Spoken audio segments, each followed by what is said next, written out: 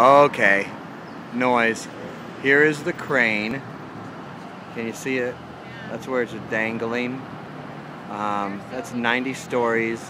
It's a new building, and that crane snapped, and it's just hanging there precariously. They have shut down.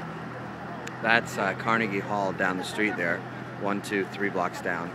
But they've shut down all the streets around here, and there are people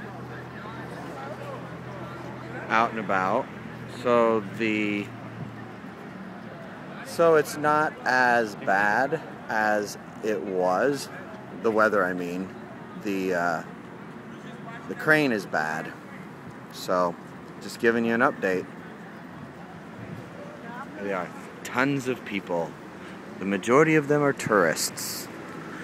But without tourists, where would New York be? Right?